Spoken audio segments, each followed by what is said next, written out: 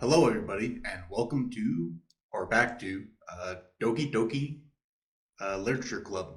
Today, we're going to be going to the festival because it's the day of the festival. So, yeah, we're picking up back where we left off at, and let's see what today holds.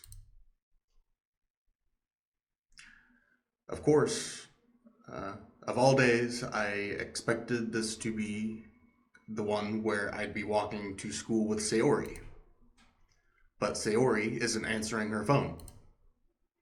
I considered going to her house to wake her up, but decided that's a little too much. Meanwhile, the preparations for the event should be nearly complete. I managed to carry all the cupcakes myself by carefully stacking 2 trays.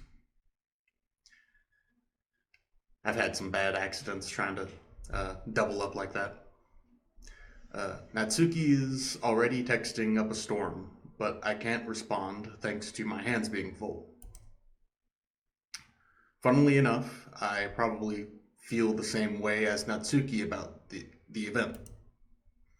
I'm more excited for it to be over so I can spend time with Sayori and Natsuki at the festival. But knowing Monika, I'm sure the event will be great too. Ili Pogtato, you're the first one here. Thanks for being early. That's funny. I thought at least Yuri would be here by now. Monika is placing little booklets on each of the desks in the classroom. So the event must be taking place in the classroom, I guess, probably. They must be the ones she prepared that have all the poems we're performing. In the end, I've found a random poem online that I thought Monika would like and submitted it. So that's the one I'll be performing. I'm surprised you didn't bring Sayori with you. Yeah, she overslept again. That dummy. Hold up, she's been having a rough time, alright? Calm down, me. You think that on days this important, she'd try a little harder. I say that, but I suddenly remember what Sayori told me yesterday. And I suddenly feel awful knowing it's not nearly that simple for her. I only said it because it's the way I'm used to thinking. But maybe I should have gone to wake her up after all. Ah ha ha ha. You should take a little responsibility for her, Elite Potato. I mean, especially after your exchange with her yesterday. You kind of left her hanging this morning, you know? Exchange? Monika, you know about that? Of course I do. I'm the club president, after all. But, I stammered, embarrassed. Did Sayori really tell her about it that quickly? That we're a couple now? I didn't really plan on bringing it up with anyone yet. Geez. You don't know the full story at all, so don't worry. I probably know a lot more than you think. Eh. Monika is being as friendly as usual, but for some reason I felt a chill down my spine after hearing that. Hey, do you want to check out the pamphlets? They came out really nice. Yeah, sure. I grabbed one of the pamphlets laid out on the desks. Oh, yeah, they really did. Something like this really will definitely help people take the club more seriously. Yeah, I thought so too. I flipped through the pages. Each member's poem is nearly printed on its own page, giving it an almost professional feel. I recognize Natsuki's and Yuri's poems from the ones they performed during our practice. What's this? I flipped to Sayori's poem.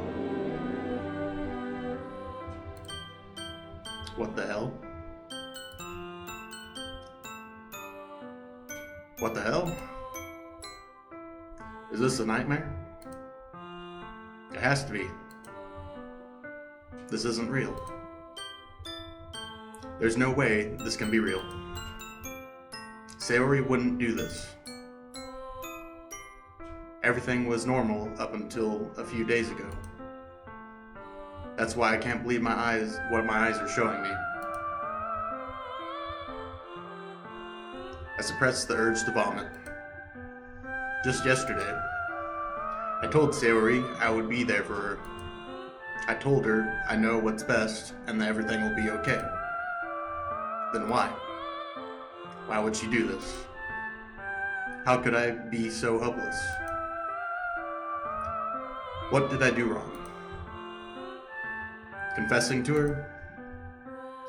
I shouldn't have confessed to her. That's not what Sayori needed at all. She even told me how painful it is for others to care about her. Then why did I confess to her and make her feel even worse? Why was I so selfish? This is my fault. My swarming thoughts keep telling me everything I could have done to prevent this. I did, yeah. If I just spent more time with her, walked her to school, and remained friends with her, like it always has been, then I could have prevented this. I know I could have prevented this. Screw the literature club. Screw the festival. I just lost my best friend. Someone I grew up with. She's gone now, forever now. Nothing I can do to bring her back. This isn't some game where I can reset and try something different. I had only one chance, and I wasn't careful enough. And now I'll carry this guilt with me until I die. Nothing in my life is worth more than hers. But I still couldn't do what she needed from me. And now, I can never take it back. Never. Never. Never. Never. Never. Oh, the end. Wow. Short episode. Oh, dang. What's up with this?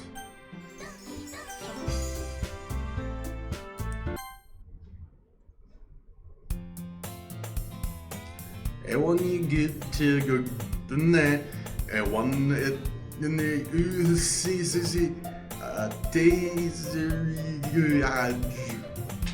three-fourths. Jesus and Grocker.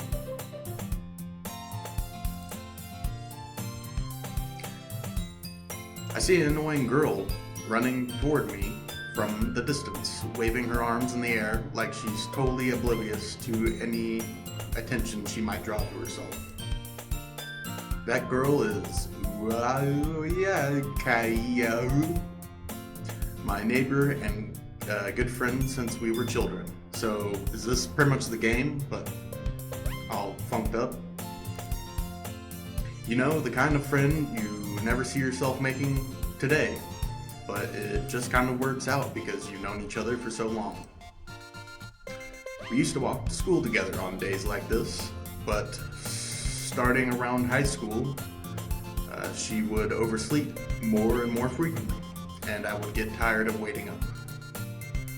But if she's going to chase after me like this, I almost feel better off running away. So is this like gonna go again, a whole nother round, but like glitchy? Because that's a lot of reading. That's a lot of reading. Double up on the reading. Action. However, I just sigh and idle in front of the crosswalk and let catch up to me.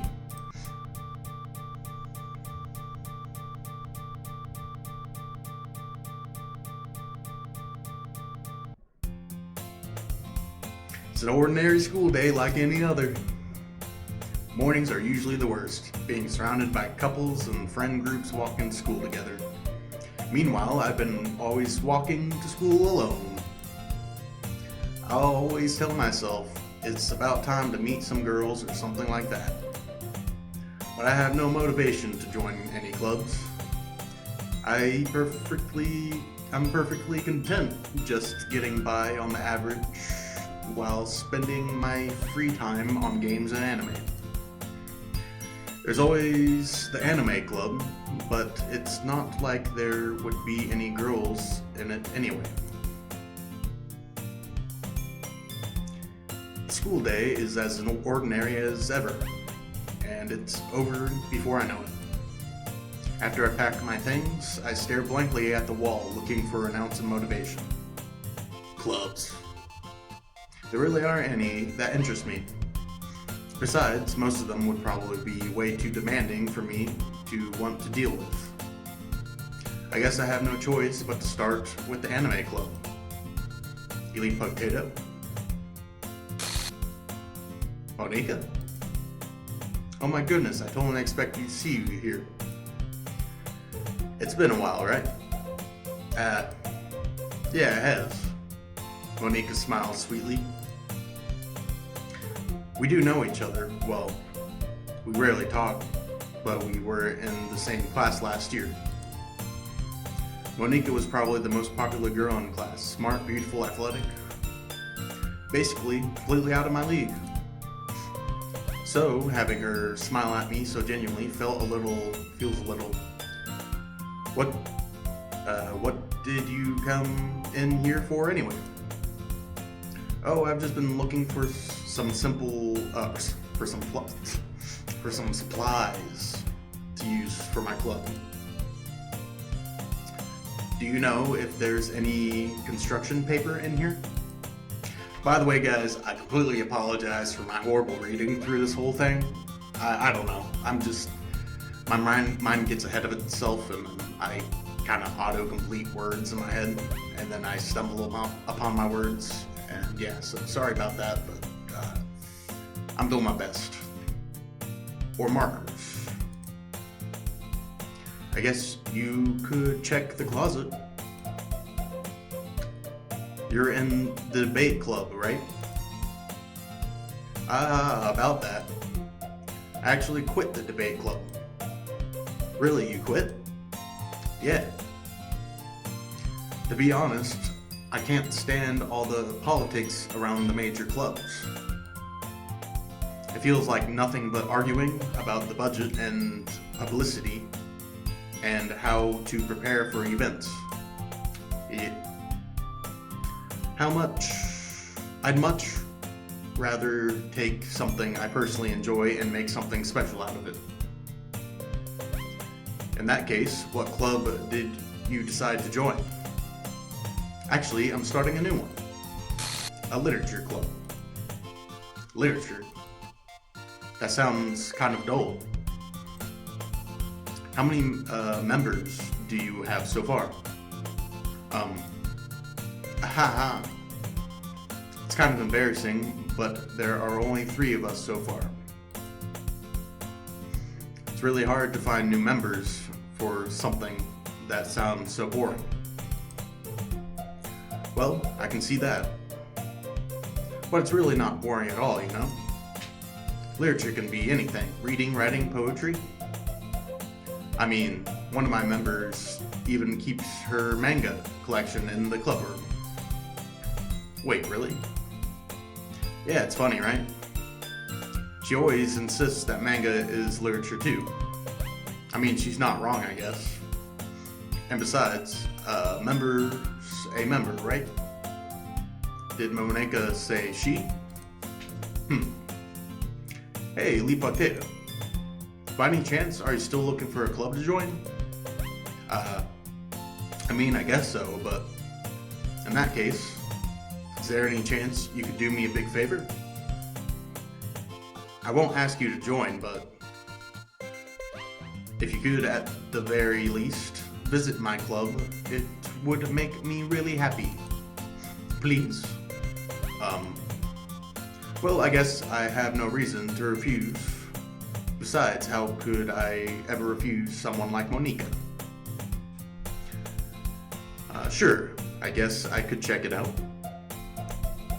Ah, awesome. You're really sweet, wee potato, you know that? It's nothing, really. Shall we go then? I'll look for the materials another time. You're more important. So now it's going to get a little bit more interesting now that everything's all glitchy and that, like that. And thus today marks the day I sold my soul to Monica and her irresistible smile. I timidly follow Monica across the school and upstairs, a section of the school I rarely visit, being generally used for third-year classes and activities. Monica, full of energy, swings open the classroom door. I'm back. And I brought a guest with me. A guest? Seriously, you brought a boy? Way to kill the atmosphere. Don't be mean, Natsuki. But anyway, welcome to the club, Elite Potato. All words escape me in this situation. This club is full of incredibly cute girls. So, let me guess. You're Monica's boyfriend, right? What? No, I'm not. Natsuki. The girl with the sour attitude, whose name is apparently Natsuki, is one I don't recognize. Her small figure makes me think she's probably a first year. Anyway, this is Natsuki, energetic as usual. And this is Yuri, the vice president. It's nice to meet you. Yuri, who appears comparably more mature and timid, seems to have a hard time keeping up with someone like Natsuki. Yeah, it's nice to meet both of you. So I ran into Elite Potato in the classroom, and he decided to come check out the club. Isn't that great? Wait, Monica. Didn't I tell you to let me know in advance before you brought anyone new? I was going to, well, you know. Sorry. I didn't forget that, but I just happened to run into him. In that case, I should at least make some tea, right? Yeah, that would be great. Why don't you come sit down, Elite Potato? The girls have a few desks arranged to form a table. Yuri walks to the corner of the room and opens the closet. Meanwhile, Monica and Natsuki sit across from each other. Still feeling awkward, I take a seat next to Monica. So, I know you didn't really plan on coming here, but we'll make sure you feel right at home, okay? As president of the Literature Club, it's my duty to make the club fun and exciting for everyone. I'm surprised there aren't more people in the club yet. It must be hard to start a new club.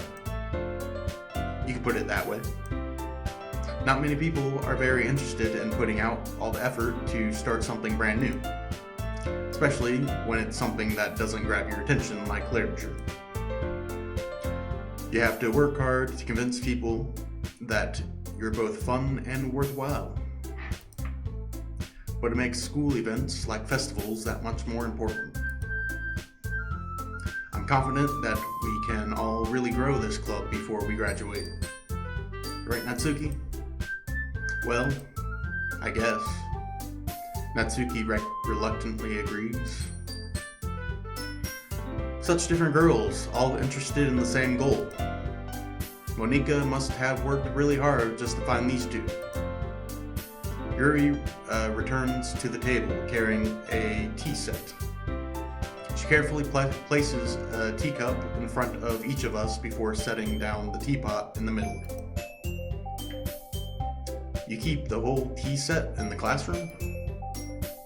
Don't worry, the teachers gave us permission. After all, doesn't a hot cup of tea help you enjoy a good book?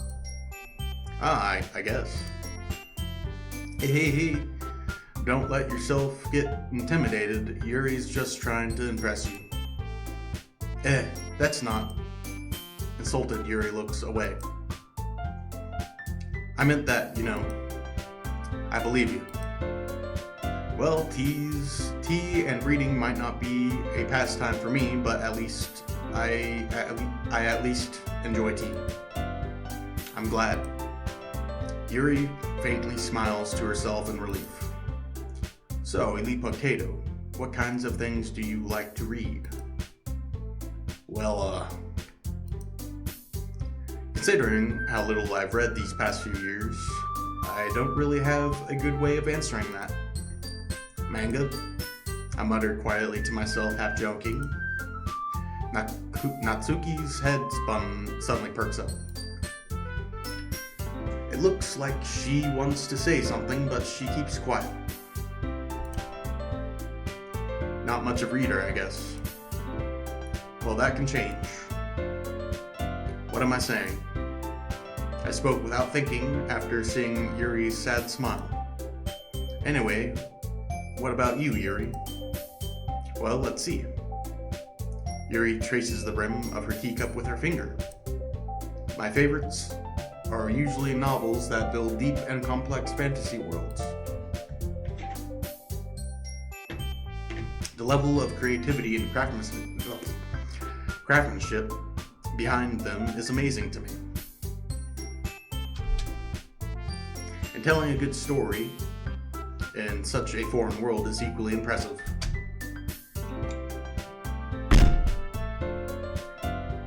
Yuri goes on, clearly passionate about her reading.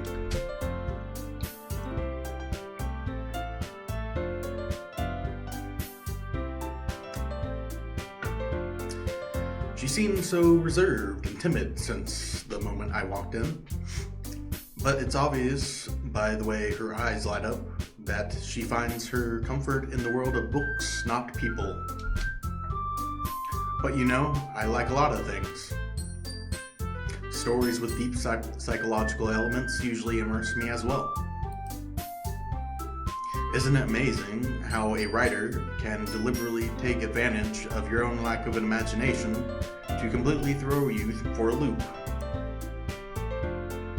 Anyway, I've been reading a lot of horror lately. I read a horror book once. I desperately grasp something I can relate to at the minimal level. At this rate, Yuri might as well be having a conversation with a rock. Dwayne "The Rock" Johnson. I'd expect that from you, Yuri. It suits your personality. Oh, is that so? Really, if a story makes me think, or takes me to another world, then I really can't put it down. Surreal horror is often very successful at changing the way you look at the world, if only for a brief moment. I hate horror. Oh, why's that? Well, Natsuki's eyes dart over to me for a split second. Never mind. That's right, you usually like to write about cute things, don't you, Natsuki? What? What gives you that idea? You left a piece of scrap paper behind last club meeting. It looked like you were working on a poem called Don't Say It Out Loud.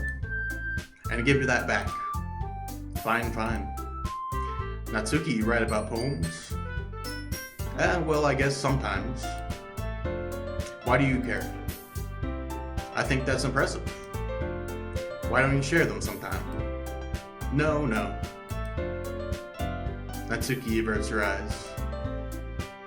You wouldn't like them. I'm not a very confident writer yet. I understand how Natsuki feels. Sharing that level of writing takes more than just confidence. The truest form of writing is writing to oneself. You must be willing to open up to your readers, exposing your vulnerabilities and showing even the deepest reaches of your heart. Do you have writing experience too, Yuri? Maybe if you share some of your work, you can set an example and help Natsuki feel comfortable enough to share hers. I guess it's the same for Yuri. We all sit in silence for a moment. Hey, I just got an idea. How about this? Natsuki and Yuri look quizzically at Monika. Let's all go home and write poems of our own. Then next time we meet, we'll all share them with each other. That way everyone is even.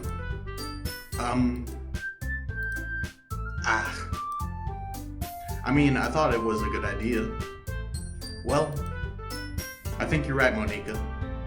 We should probably start finding activities for us all to do and participate in together with. I did decide to take on the responsibility of vice president after all. I need to do my best to nurture the club as well as its members. Besides, now that we have a new member, it seems like a good step for us to take.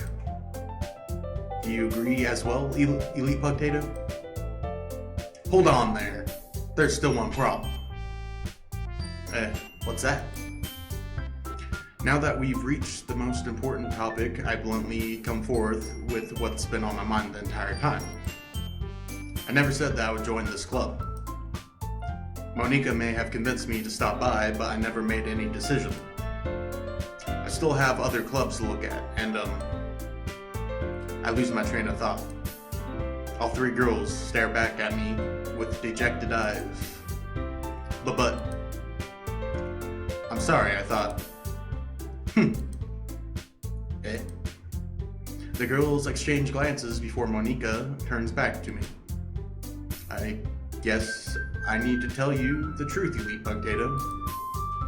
The thing is, we don't have enough members yet to form an official club.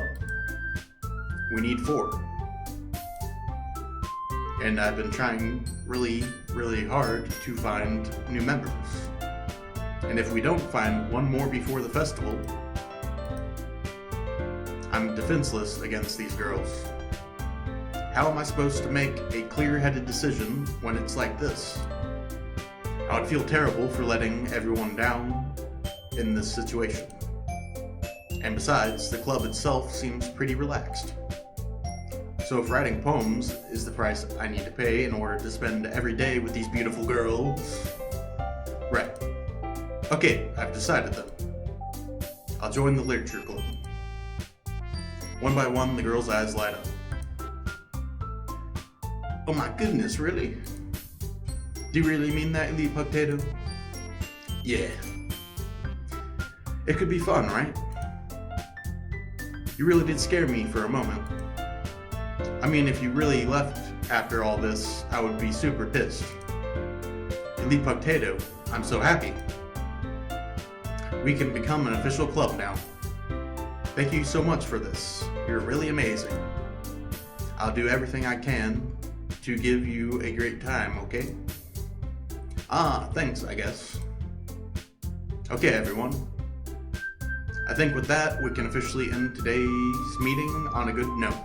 So, since Sayori is not here, I have to be the 4th member to fill in for them. Yeah. Everyone remembers tonight's assignment. Write a poem to bring the next meeting, so we can all share. Monika looks over at me once more. Elite Potato, I look forward to seeing how you express yourself. Hey? Yeah. Can I really impress the class star Monika with my mediocre writing skills? I already feel the anxiety welling up inside of me. Meanwhile, the girls continue to chit-chat as Yuri cleans up the tea set. I guess I'll be on my way then. Okay, I'll see you tomorrow then. can't wait. With that, I depart the club room and make my way home. The whole way, my mind wanders back and forth between the three girls. Natsuki, Yuri, and of course Monika. Almost as if they are here with us right now, as we speak. I will really be happy spending every day after school in literature club. Or will I? Will I? Perhaps I'll have the chance to grow closer to one of these girls. Last time didn't work so well, bucko. Alright, I'll just need to make the most of my circumstances, and I'm sure good fortune will find me. And I guess that starts with writing a poem tonight.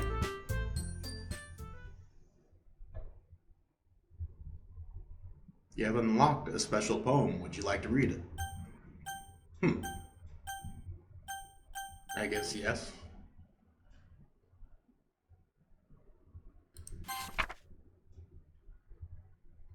Things I like about Papa.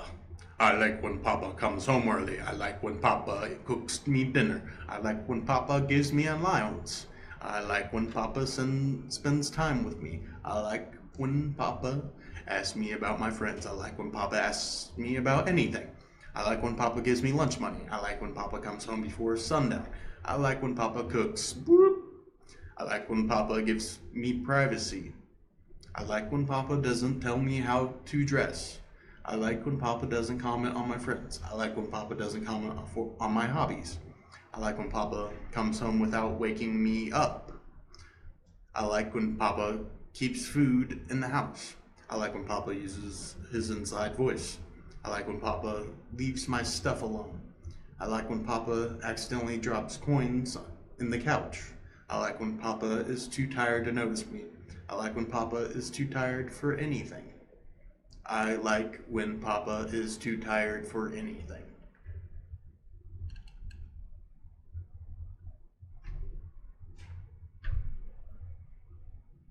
That sounds a little dark.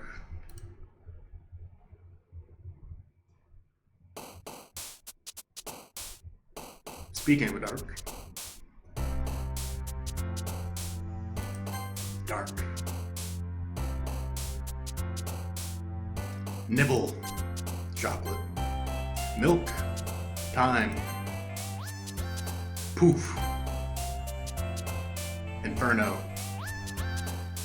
Aura. Shiny.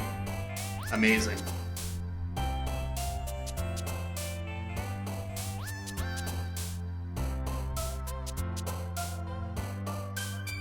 Fear. Pink. Friends. Infinite.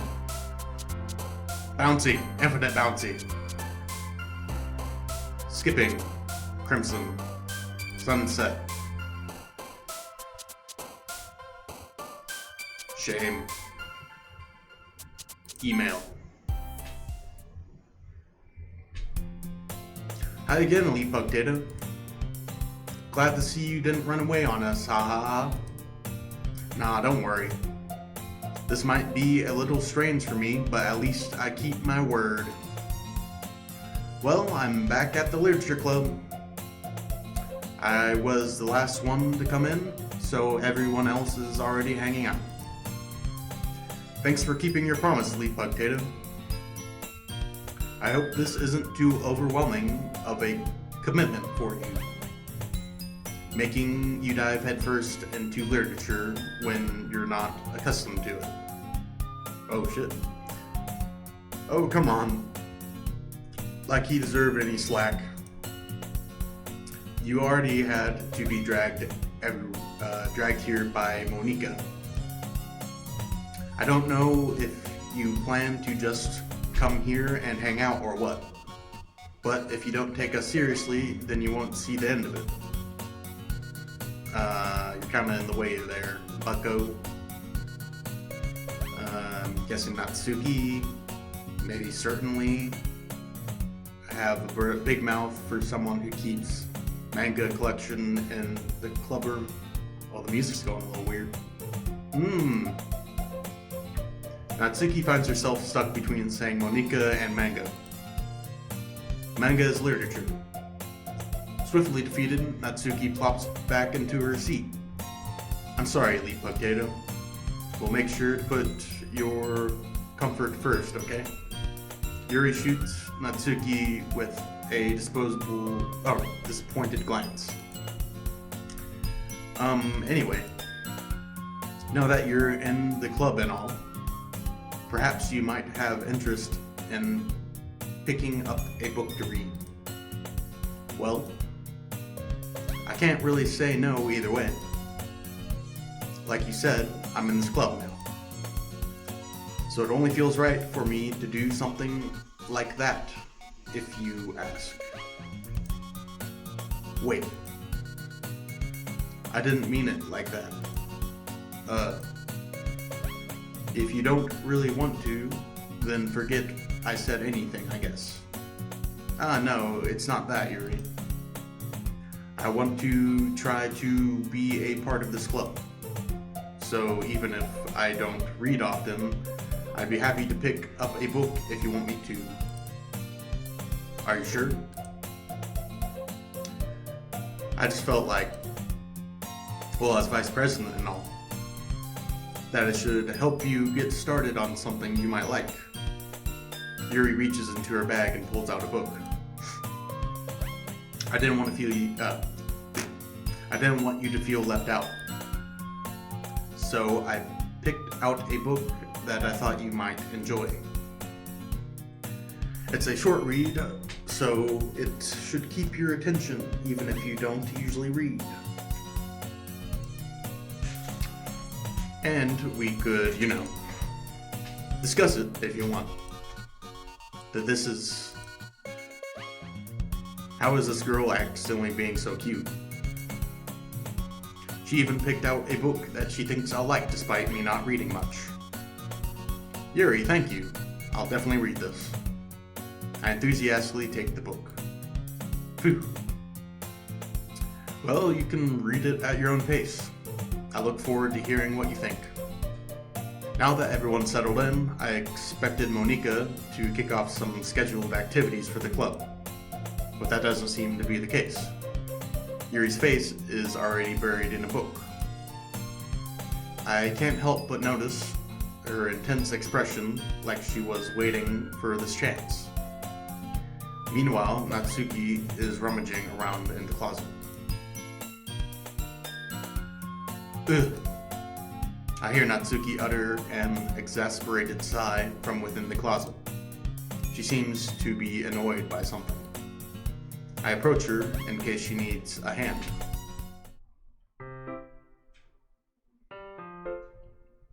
You looking for something in there?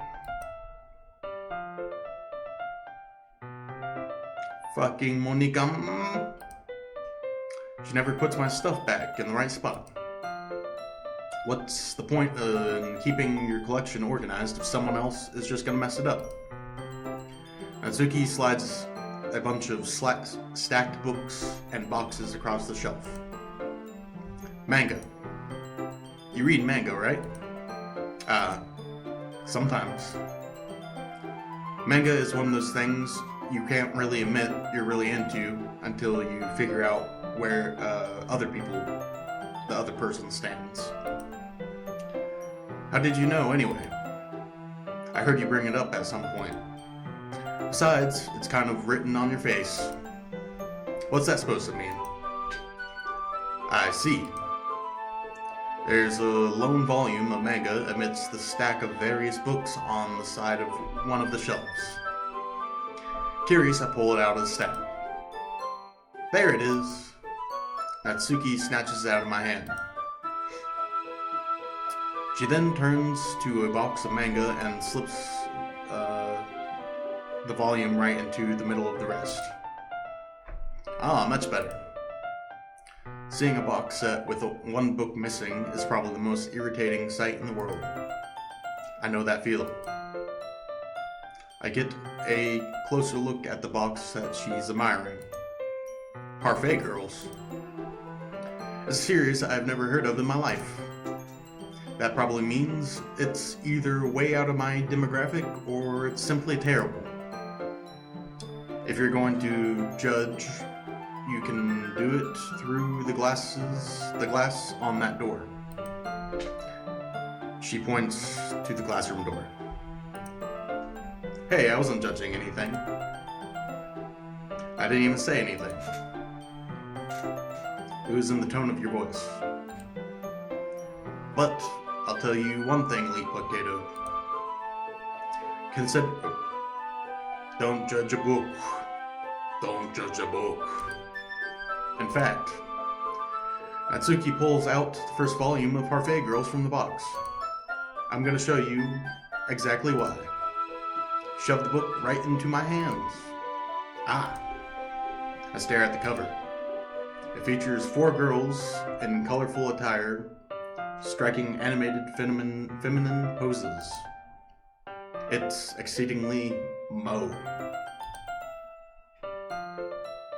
Don't just stand there. Oh, wow.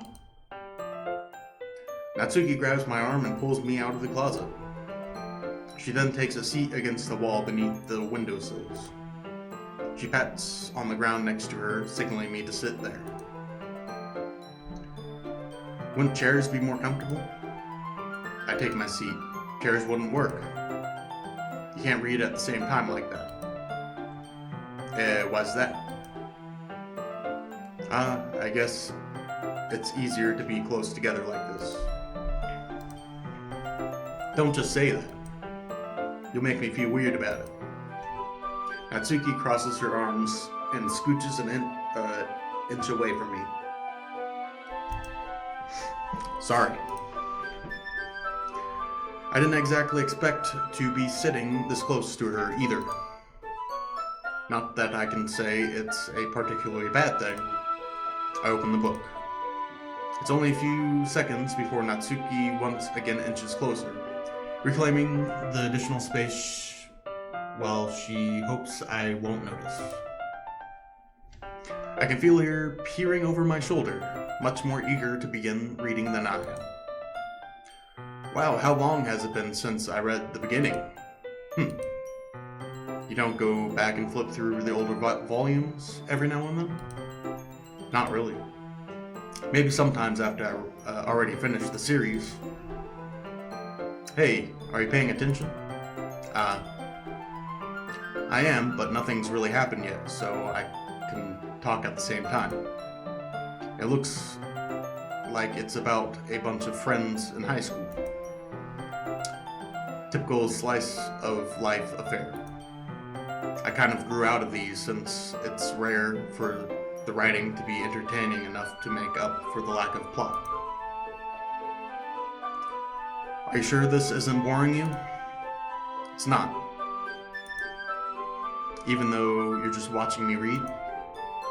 Well, I'm fine with that. If you say so. I guess it's fun sharing something you like with someone else. I always get excited when I convince any of my friends to pick up a series I enjoy. You know what I mean? You don't? That's not... Well, I really wouldn't know. What do you mean? Don't you share your manga with your friends? Could you not rub it in? Jeez. Sorry. Like I could ever get my friends to read this. They just think manga is for kids. I can't even bring it up without them being all like, hey, you still haven't grown out of that yet? Makes me want to punch them in the face. Oh, I know those kinds of people. Honestly, it takes a lot of effort to find friends who don't judge, much less friends who are also into it. I'm already kind of a loser, so I guess I gravitated towards the other losers over time. But it's probably harder for someone like you. Yeah, that's pretty accurate. Wait, which part? I mean, I feel like I can't even keep it in my own room. My dad would beat the shit out of me if he found this. At least it's safe here in the club room. So is this gonna be a thing where all of their dads suck and they kind of escaped into reading to escape their reality then?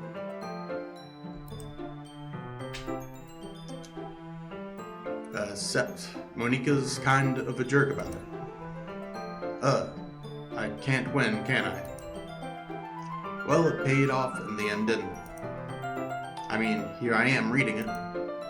Well, it's not like that solves any of my problems. Maybe. But at least you're enjoying yourself, right? So, ahaha. Geez, that's enough. Are you gonna keep reading or what? Yeah.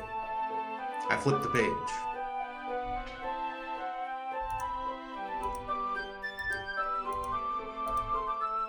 Time passes. Natsuki is strangely quiet now. I glance over at her. It looks like she started to fall asleep. Hey, Natsuki. Yeah? Suddenly, Natsuki collapses straight into me. Hey. Oh shit. 8-bit. So I wonder if this keeps going the direction from last playthrough-ish thing. Since I think, what's her name? Sayori isn't there to stop us from like getting closer during baking time if we choose that same route of girl to help prepare for the festival. I wonder if we get closer or something and then she gone or something. I don't know. Blah, blah, blah. Oh geez. Natsuki, are you okay? Here. Monika reaches into her bag and pulls out some kind of protein bar. She throws it in Natsuki's direction. Natsuki's eyes suddenly light up again. She snatches the bar from the floor and immediately tears off the wrapper. I told you not to give. She doesn't even finish her sentence before stuffing it into her mouth. Don't worry, Elite Potato. She's fine. It just happens every now and then. That's why I always keep a snack in my bag for her. Anyway, why don't we all share poems now? That's odd. That didn't. I don't think she crashed like that last time. Natsuki. I told Natsuki I was interested in her poems yesterday. It's probably only fair if I shared mine with her first. Okay, well, let's start with the things I don't like. First of all, Natsuki rereads my poem. Never mind, I don't feel like giving you my opinion. What's the point of sharing in the first place? I wrote this when I could have been doing other things. In fact, I remember how I said I wanted to read your poems. That's what I had in mind when writing this. I want to help you feel comfortable enough to share yours. Like Monika said. Well, I would be more comfortable sharing my poems if yours was really bad. You were supposed to show me some dumb poem and make me go, ha! Well, it's not that great, but let me show you what real literature looks like. And you went and ruined it. I hope you're happy. So in other words, you're saying you liked it. Natsuki's retort gets caught in her throat. You don't understand anything, do you? I already told you that you don't have to go announcing it to the world like you were all self-important. Pretty sure you never actually said that. I said that mostly to myself. Natsuki must really hate me or something. I can't figure out if it's a win or a loss that she liked my poem. In any case, you still need to show me yours, right? Grr, fine, I guess. Only because Monica will make me if I don't. Eagles can fly, monkeys can climb, crickets can leap, horses can race, owls can seek, cheetahs can run, eagles can fly, people can try, but that's about it. I think that's what it was last time too. Yeah, I told you that you weren't gonna like it. I like it. What? Just be honest. I am. Why are you so convinced that I wouldn't like it? Well, because everyone in high school thinks that writing has to be all sophisticated and stuff. So people don't even take my writing seriously. But isn't the point of poems for people to express themselves? Your writing style won't make your message any less valid. Yes, exactly. I like when it's easy to read, but it hits you hard. Like in this poem. Seeing everyone around you do great things can really be disheartening. So I decided to write about it. Yeah, I understand. But the other nice thing about simple writing is that it puts more weight on the wordplay. Like I set up for a rhyme at the end, but then made it fall flat on purpose. It helps bring out the feeling in the last line. So you did. I guess more went into it than I realized. That's what it means to be a pro. I'm glad you learned something. Didn't expect that from the youngest one here, did you? Yeah, I guess not. I decided to humor her with that last comment. I don't really care how old everyone is, but if Natsuki is feeling proud, then I won't take that away from her.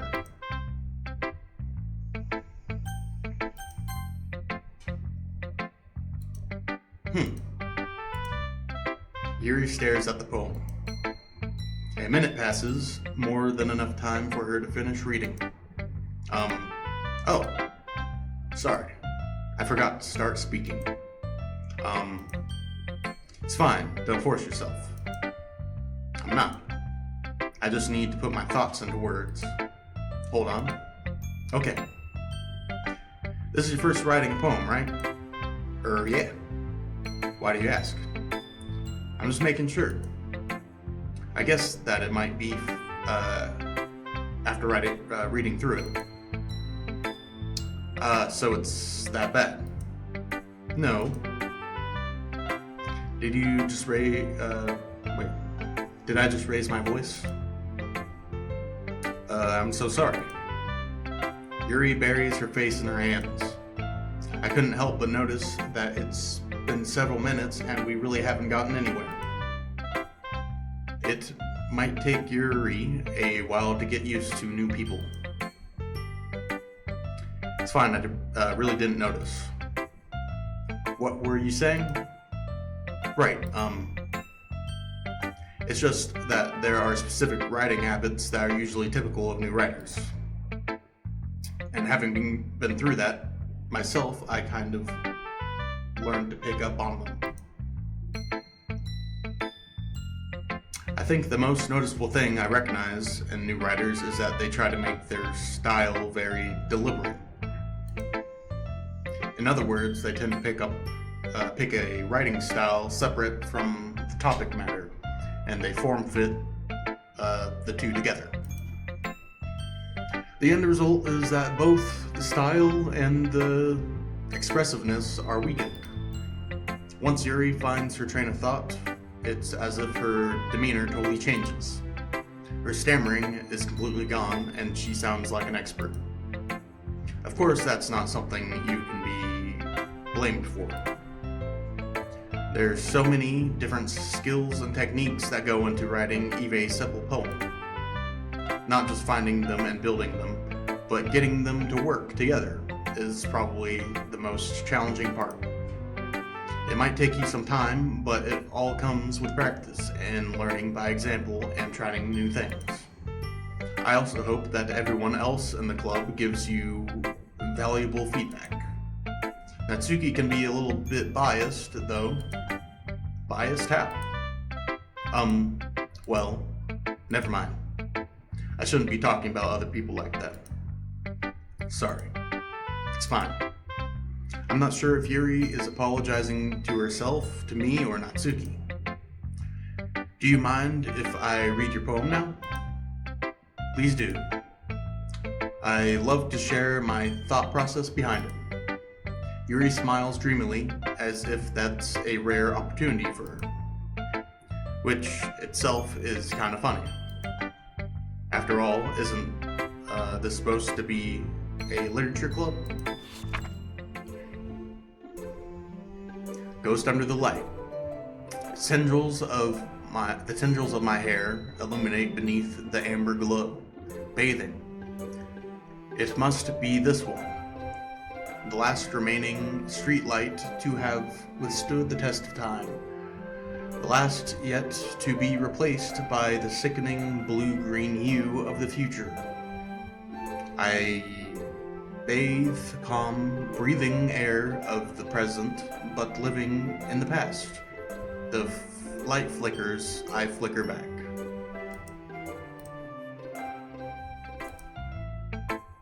I'm sorry, I have such terrible handwriting. What? I wasn't thinking about that at all. But it took you a long time to read. Maybe, perhaps. Well, I just don't read scripts very often. I actually think your handwriting is pretty. That's a relief. Also, I liked the poem. Even though it's short, it was really descriptive. It wasn't too short. I usually write longer poems. Not at all. I'm really glad you liked it. I'll be honest. Since it's our first time sharing, I wanted to write something a little more mild. Something easy to digest, I suppose. Are you into ghosts, Yuri? Huh? Actually, the story isn't about a ghost at all, Elite Potato. Really? I must have totally missed the point. Well, I suppose you did only glance over it after all. But remember that poets often express their own thoughts, feelings, and experiences in their work. They usually do more than tell a simple story or paint a picture. In this case, perhaps the subject of the poem is only being symbolically compared to a ghost. Lingering in her past, lingering in her last remaining place of comfort, unable to let go of the past, and soon to be left with nothing. That's a lot more solemn, putting it that way. I haven't even thought of that. That's impressive. It's nothing, really. Well, it makes me happy that you think that. Just remember that it won't be long before you pick up on these things, too. Yeah, maybe you're right. I guess I'll have to keep trying. I'm counting on you. Monica. Hey, Monica. Hey, Lee Potato. Having a good time so far? Yeah. Good, glad to hear it. By the way, since you're new and everything, if you ever have any suggestions for the club, like new activities or things we can do better, I'm always listening. Don't be afraid to bring things up, okay? Alright, I'll keep that in mind. Of course, I'll be afraid to bring things up. I'm much better off just going with the flow until I'm more settled in. Anyway, want to share a poem with me? It's kind of embarrassing, but I guess I have to. Aha! Don't worry, Elite Potato. We're all a little embarrassed today, you know? but it's that sort of barrier that we'll all learn to get past soon. Yeah, that's true. I hand Monica my poem. I like it, Lee Potato. Really? It's a lot cuter than I expected. Ah ha ha ha. Oh geez. Oh no. It kind of makes me think of something Natsuki would write. And she's a good writer too. So, take that as a compliment. Ah ha ha. If you say so. Yep. If you're interested in Natsuki, then always keep a snack on you. She'll cling to you like a puppy. Aha, aha. Natsuki's dad doesn't give her lunch money or leave her any food in the house, so she's in a fuzzy mood pretty often. So I wonder if that's what that poem was about that I read earlier. But sometimes she just loses all of her strength and shuts down. Like earlier. This is just a guess, but I think she's so small because her malnutrition is interfering with her adolescent growth. But hey, some guys are into petite girls too, you know? Sorry, I just trying to look at the bright side. Anyway, do you want to read my poem now? Don't worry, I'm not very good. You sound pretty confident for someone who claims not be very good. Well, that's because I have to sound confident.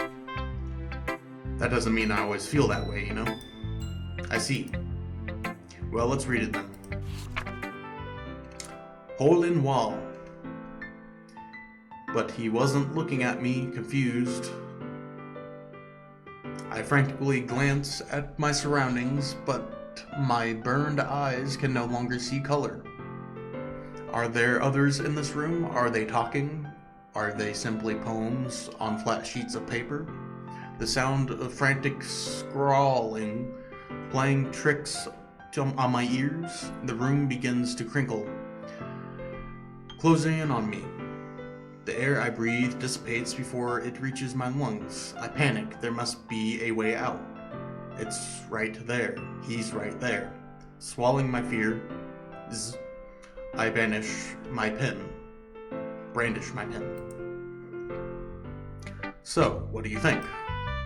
It's very free form, if that's what you call it. Sorry, I'm not really the right person to ask for feedback. Aha, it's okay. Yeah, that kind of style has gotten pretty popular nowadays. That is, a lot of poems have been putting emphasis on the timing between words and lines. When performed out loud, it can be really powerful. What was the inspiration behind this one? Well, I'm not sure if I know how to put it. I guess you could say that I had some kind of epiphany recently. It's been influencing my poems a bit. An epiphany? Yeah, something like that. Kind of nervous to talk about deep stuff like that because it's kind of coming on strongly.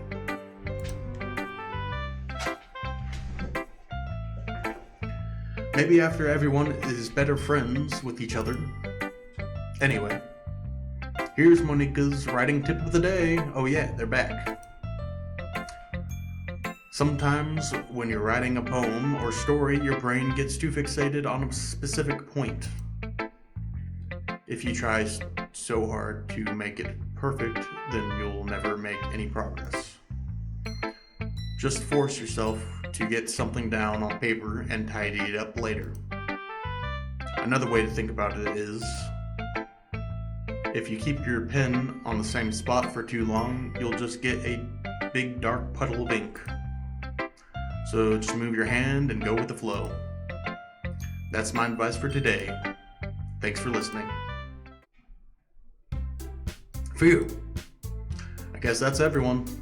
I glance around the room. But not Sayori. That's That was a little more stressful than I anticipated. It's as if everyone is judging me for my mediocre writing abilities. Even if they're just being nice, there's no way my poems can stand up to theirs. This is a literature club, after all. I sigh.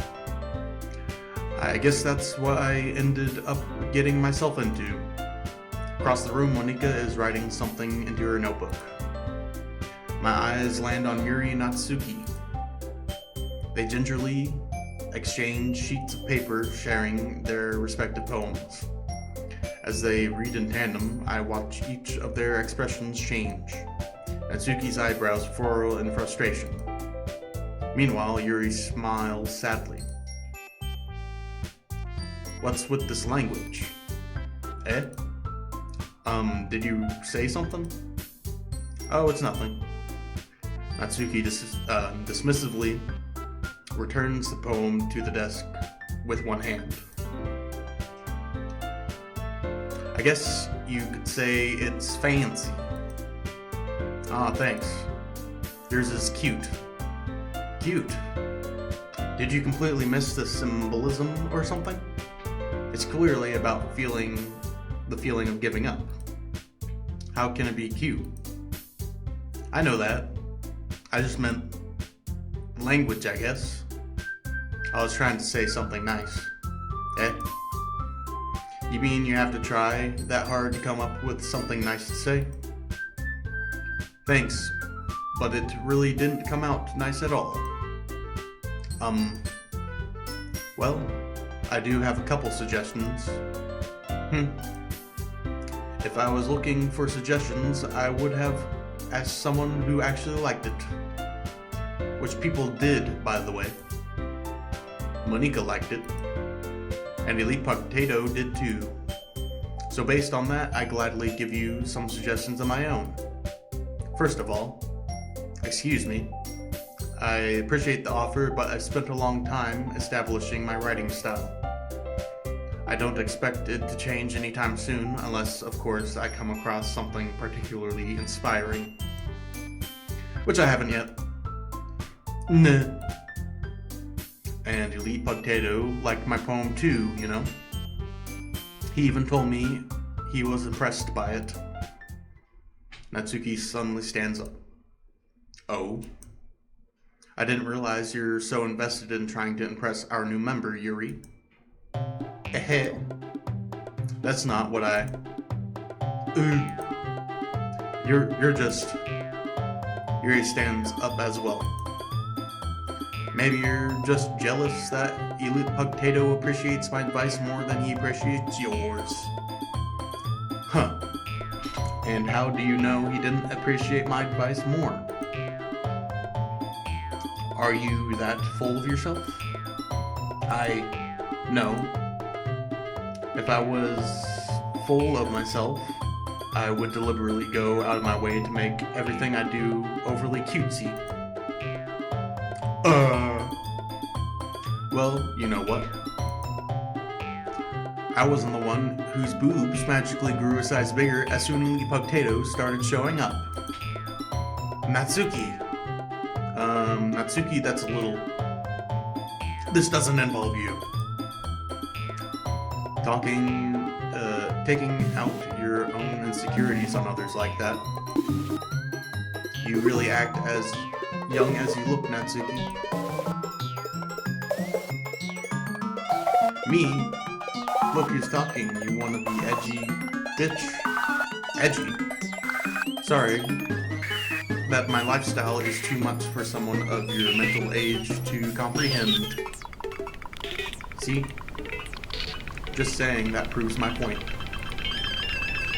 Most people learn to get over themselves after they graduate middle school, you know? If you want to prove anything, then stop harassing others with your sickening attitude. You think you can counterbalance your toxic personality with just dressing and acting cute? The only cute thing about you is how hard you try. Whoa, be careful, or you might cut yourself on that edge, Yuri. Oh, my bad. You already do, don't you? He just accused me of cutting myself? What the fuck is wrong with your head? Yeah, go on. Let Elite Potato hear everything you really think. I'm sure he'll be head over heels for you after this. Suddenly Yuri turns towards me as if she just noticed I was standing here. Elite Potato. She's just trying to make me look bad. That's not true. She started it. How? Oh, I don't know what that said. You guys can slow that down if you want to. Natsuki or Yuri? Oh, what am I supposed to pick?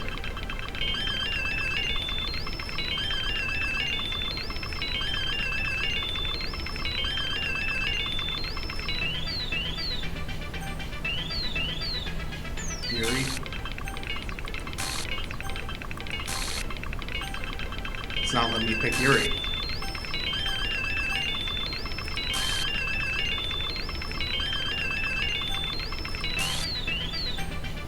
Oh, it's not letting me pick either.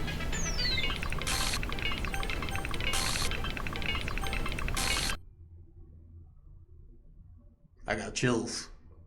Hi there. What's up? Nice to meet ya. How's it going?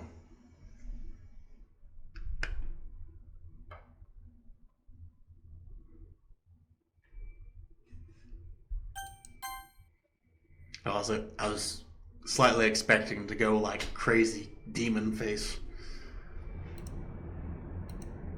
Um, hey, Elite Potato. Why don't we step outside for a bit? So, reality is just glitching. You know, it kind of reminds me of Markiplier's glitching in his in space with Markiplier. If you've seen that, go watch it. Highly suggested.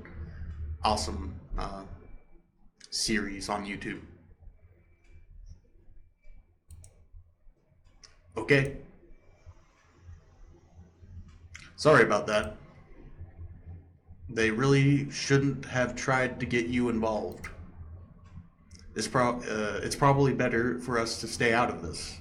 I'm pretty sure last time one of either her, Monika, or Sayori stopped them from arguing. But this time, not so. So they just got out of hand, I think.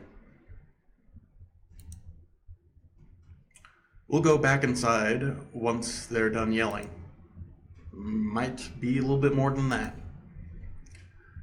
Some president I am, right? I can't even confront my own club members properly. I just wish I was able to be a little more assertive sometimes. But I never have it in me to put my foot down against others. You understand, right? Anyway, if this makes you want to spend less time with the others, then that's fine. I'd be happy to spend time with you instead. Suddenly, Natsuki runs out of the classroom. She quickly runs away. Oh dear. Well, looks like they're done. I didn't mean it. I didn't mean it. I didn't mean it. Yuri is rocking back and forth in her desk with her palms on her forehead. Yuri? I didn't mean it. I believe you. I have no idea what Yuri might have said to Natsuki. Or did. Elite Potato. Please don't hate me. Please. I'm not like this.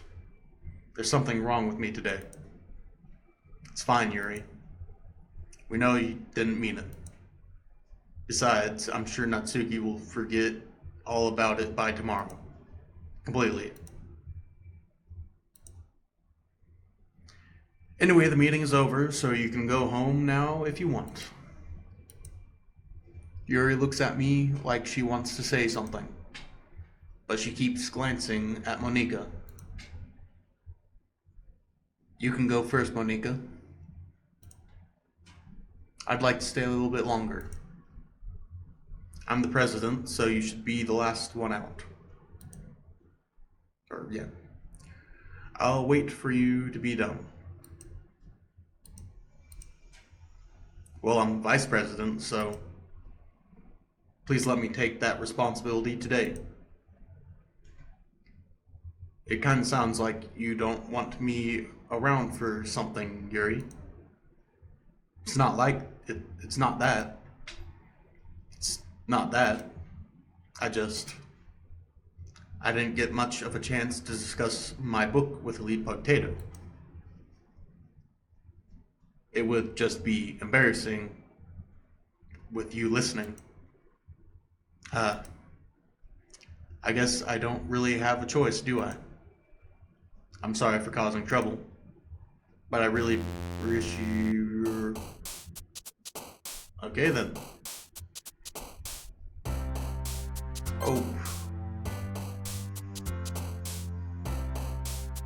Socks. Sunny. Forward. Milk. Forgive.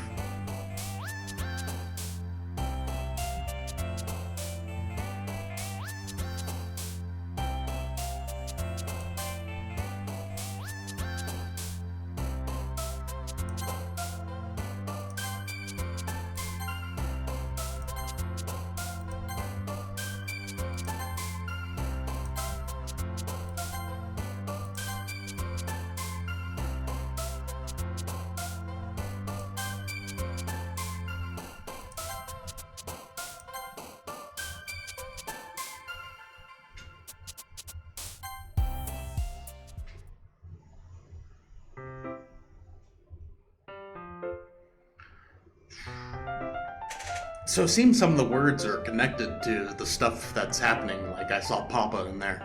So, wonder what that's all about. Another day passes, and it's time for the club meeting already. I've gotten a little more comfortable here over the past couple days. Entering the club room, the usual scene greets me. Welcome back, Elite Potato. Hi, Yuri. I'm not sure if it's me or if it's Yuri's expression, but the weight of yesterday's quarrel still hangs in the air a little. Yuri glances over her shoulder, looking around the room. Natsuki is reading a manga at the desk, and surprisingly, Monika isn't here yet. Suddenly, Yuri takes my arm and pulls me to the corner of the room. About yesterday, I really need to apologize. Nothing like that has ever happened before. And something just came over me, I guess. I wasn't acting mentally sound. Please don't think we're usually like this. Not just me, but Natsuki as well. Yuri. I'm happy that you were considerate and apologized. You don't have to worry too much. Even though I've only been here a couple days, I could tell something was off yesterday. Maybe we were just a little extra sensitive because it was our first time sharing poems. But whatever it was, it didn't make me think any less of you. I had already decided that there's no way you can be a bad person. And now that you're apologizing, I know you really didn't mean it. Ah, Elite Potato. Don't say those kinds of things so frankly. They make me a little happy, a little too happy. Getting a little too happy there, huh? I'm really glad that you're such an understanding person, and I'm really glad that you joined this club. Everything is a little bit brighter with you around and... Sorry, what am I saying right now? Hey, have you guys seen Monika? No, I haven't. I was also kind of wondering where she was. Man. Yuri, I'm guessing you haven't either. Yuri is clearly taken aback by how calmly Natsuki is addressing her. No, I haven't. Geez, this isn't like her at all. I know it's stupid, but I can't help but worry a bit. What? Why are you looking at me like that? Natsuki, about yesterday. I just wanted to apologize. I promise I didn't mean any of the things I said. And I'll do my best to stay under control from now on. So, Yuri, what the heck are you talking about? So is it mixed up kind of timelines to them? I was wondering that while they're dialoguing. I was like, kind of seems like they're setting it up like she doesn't know anything about the day before. Like infinite possibilities, and she's been brought into this timeline.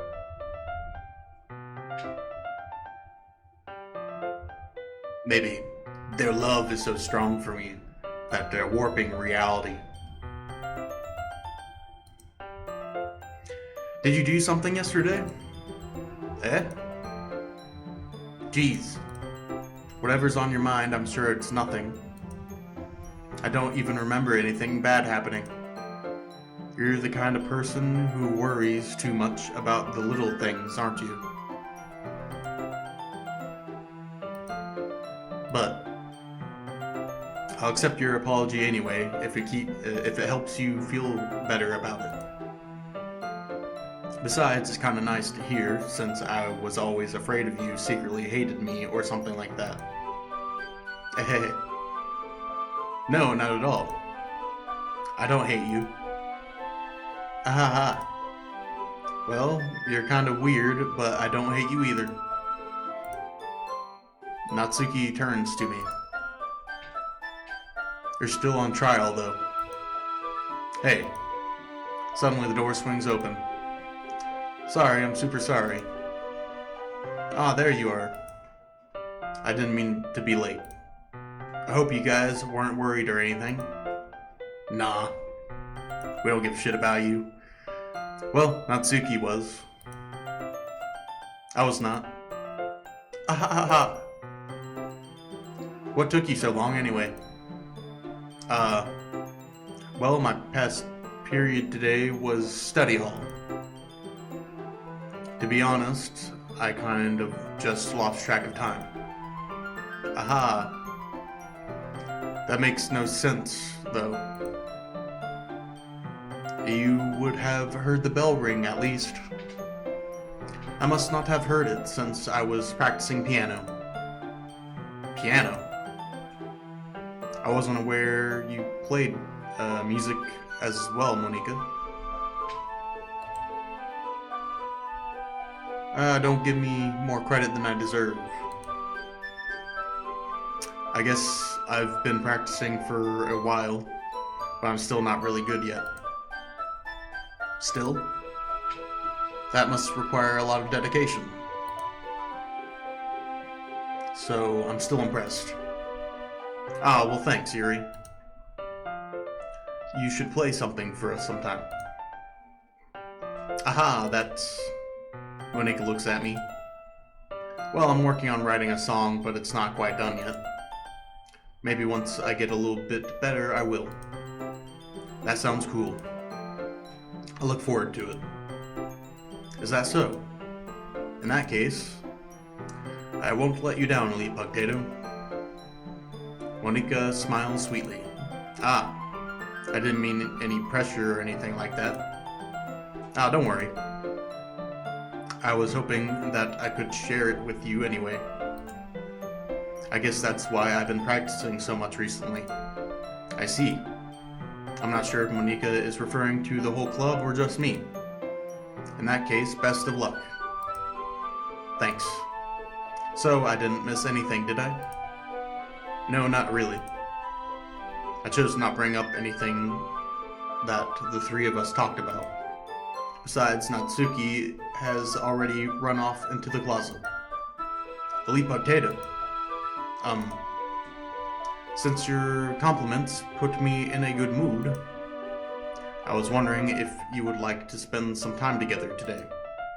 I mean, in the club. I suppose so.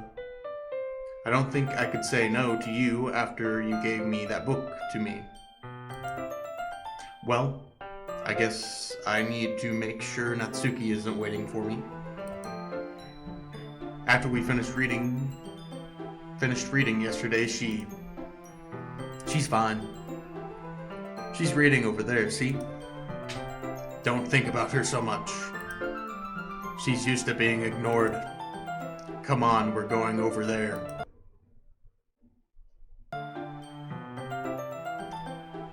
What's the story about anyway? Well,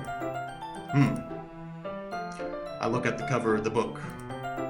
The book is titled Portrait of Markov. There's an ominous looking eye symbol on the front cover. Basically, it's about this religious camp that was turned into a human experiment prison.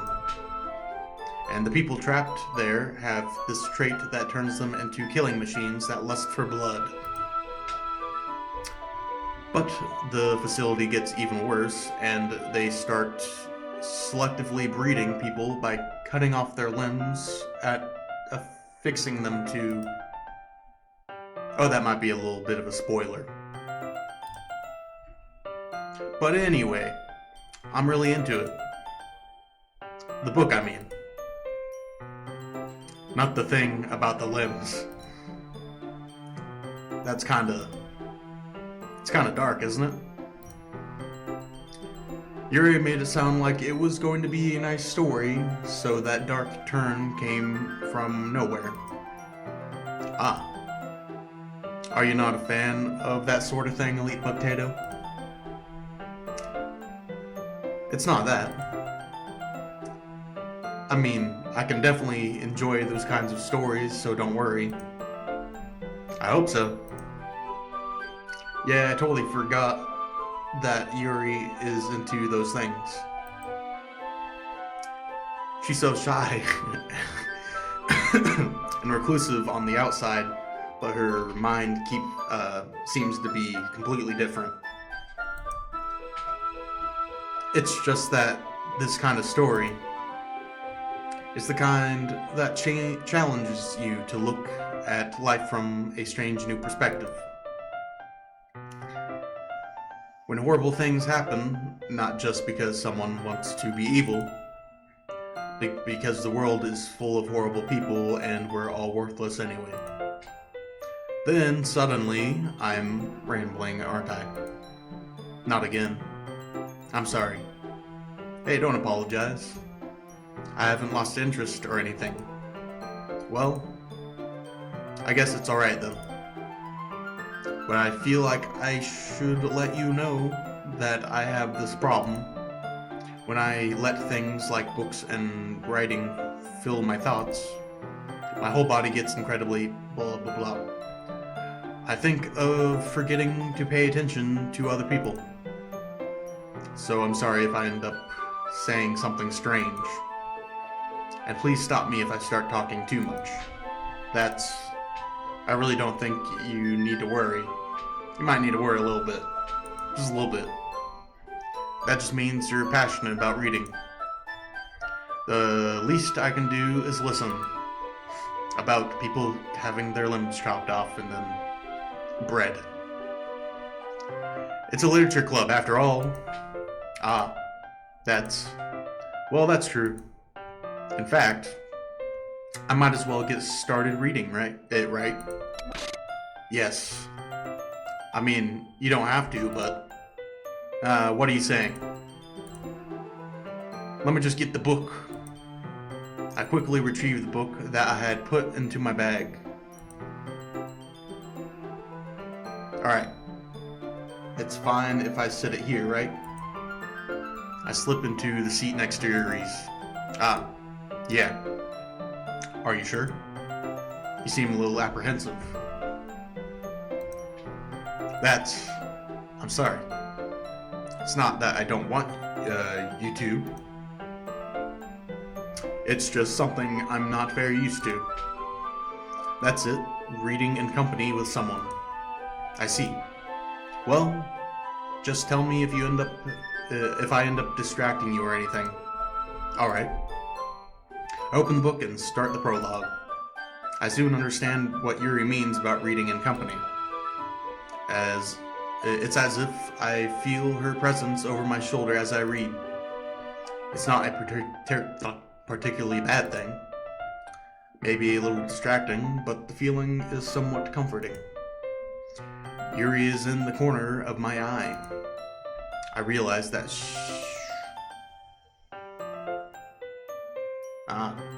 I'll have to turn off those notifications. I realize that she's not actually looking at her own book. I glance over. It looks like she's reading from my book instead. Sorry. I was just bathing in the feeling of your body. Yuri, you really apologize a lot, don't you? I do? I don't really mean to. Sorry. I mean, haha.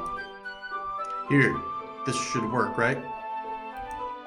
I slide my desk until it's up against Yuri's, then I hold my book more between the two of them. I suppose so. Yuri timidly closes her own copy.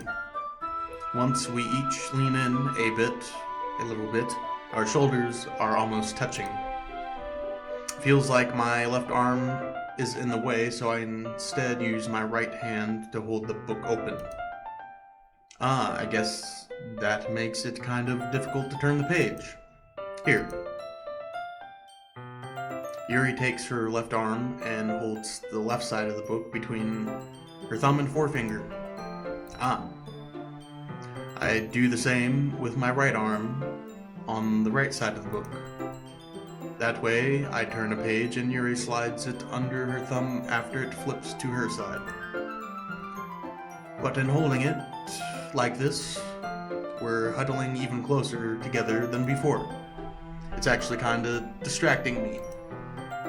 It's as if I can feel the warmth of Yuri's face as she's in the corner of my vision. Are you ready? To turn the page? Sorry. I think I got a bit distracted for a second. I glance over at Yuri's face again, and our eyes meet. I don't know how I'll be able to keep up with her. That's okay. You're not as used to reading, right? I don't mind being patient if it takes you a bit longer. It's probably the least I can do, since you've been so patient with me. Yeah, thanks. So we continue reading. Yuri no longer asks me if I'm ready to turn the page. Instead, I just assume that she finishes the page before me. So I turn it by my own volition. We continue the first chapter in silence. Even so, turning each page almost feels like an intimate exchange. My thumb gently let go of the page, letting it flutter over to her side as she catches it under her own thumb. Hey Yuri, this might be a silly thought, but the main character kind of reminds me of you a little bit. No, I don't relate to this character at all. Definitely not. Really? I was just thinking the way she second guesses things she says and all that. That's what you were talking about. Sorry. I thought you meant something else about her. Something else? Never mind. We didn't even get that far yet. So I don't know why that came into my head. Aha. Yuri, are you feeling alright? Yuri's been a little fidgety ever since we started reading. You can rest if you're feeling sick or something. Your breathing is a little... My breathing? Yuri puts her hand on her chest as if to feel her heartbeat. I didn't even notice. Anyway, I'm fine. I just need some water. Alright, don't push yourself. Yuri stands up and practically rushes out of the classroom. What on earth was that about? Illy potato? Did something happen just now? I have no idea. Yuri was acting a little strange, I guess. So you don't know what, So you don't know anything? Sorry, I can't say I do. Are you worried about her? Oh no, not really. I was just making sure that you didn't do anything to her. No, nothing. Ah, don't worry, I believe you, silly. Yuri just does this sometimes, so it's nothing alarming. Alright, if you say so. Anyway, why don't we start with sharing our poems with each other? Shouldn't we wait for Yuri? Well, she might be a while, so I just figured we get started without her. Is that okay? Yeah, I was just asking. I stand up. I make a mental note of where I left off in the book, then slip it back into my bag.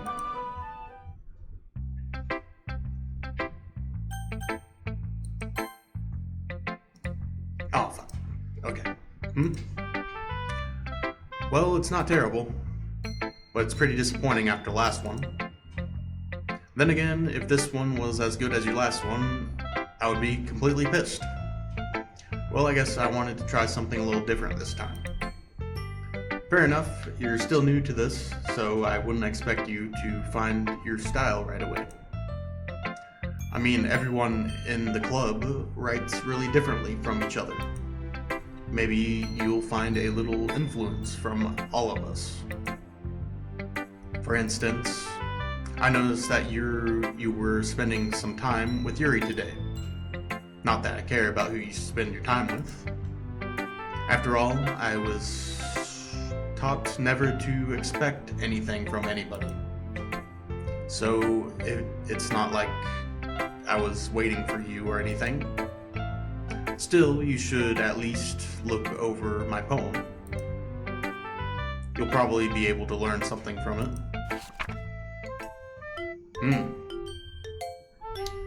To three, yeah, all that.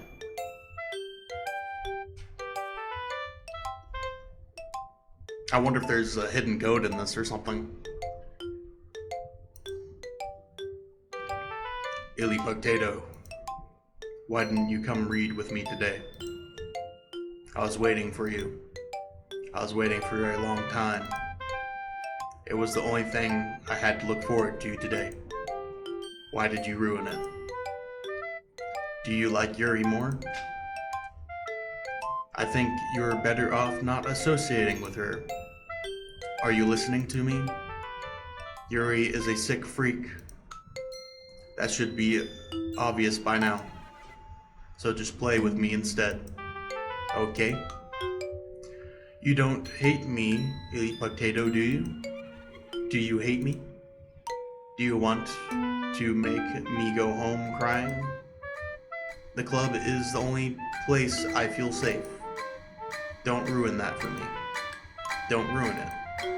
Please. Just stop talking to Yuri. Play with me instead. It's all I have. Play with me. Play with me. I just got chills. Okay then. Hi again, Lee Potato. How's the writing going? Alright, I guess. I'll take that. As long as it's not going bad, I'm happy that you're applying yourself. Maybe soon you'll come up with a masterpiece. I wouldn't count on that. You never know. Just want to share what you wrote for today. Sure, here you go. I give my poem to Monica. Oh, alright.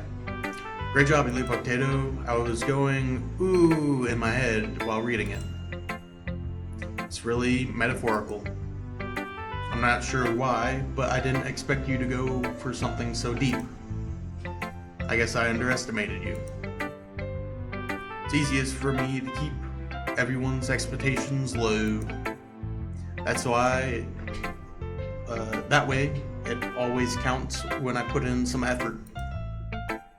Ah, that's not very fair. Well, I guess it worked anyway. You know that Yuri likes this kind of writing, right? Writing that's full of imaginary and imagery and symbolism. Sometimes it feels like Yuri's mind is just totally detached from reality. I don't mean that like it's a bad thing though, but sometimes I get the impression that she's just totally given up on people. She spends so much time in her own head that it's probably a much more interesting place for her. But that's why she gets so happy when you treat her with a lot of kindness. I don't think she's used to being indulged like that. She must be really starved for social interactions, so don't blame her for coming on a little strongly. Like earlier. I think if she gets too stimulated, she ends up withdrawing and looking for alone time. Suddenly the door opens. Yuri, I'm back. Did I miss anything? No, not really. Well, we all started sharing our poems with each other. Already? Sorry for being late. No need to apologize. We still have plenty of time, so I'm more glad that you took all the time you needed. Alright. Thanks, Monica. I suppose I should go get my poem now. But anyway, you want to read my poem now? I like the way this one turned out, so I hope you do too. Save me. The colors, they won't. Bright, beautiful, flashing, expanding, piercing. I think a few letters are missing there. Red, green, blue, and endless cacophony of meaningless noise. The noise, it won't stop. Violent, grating, squeaking, screeching, piercing. Sine, cosine, tangent. Like playing chalkboard on blah blah. Like playing a knife on a breathing rib cage. Ambiguous. Delete her.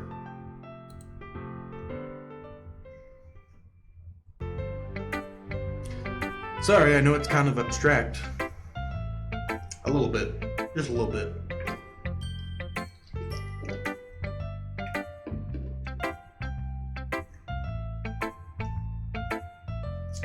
I don't know if I should be looking for a stopping point or if I should just keep going. Because when I looked at other people's playthrough of this game, they had about the same amount of time that I put in so far, so maybe a bit longer. Alright. I'm just trying to, well, never mind. There's no point in explaining. Anyway, here's Monica's writing tip of the day. Sometimes you'll find yourself facing a difficult decision. When that happens, don't forget to save your game. You'll never know when, who am I talking to? Can you hear me? Tell me you can hear me. Anything. That's my advice for today. I don't think I'm going to really be going back for any secondary decisions, so I'm not going to really be doing that whole save game thing. Unless if I quit. I'm sure it's interesting and all, but...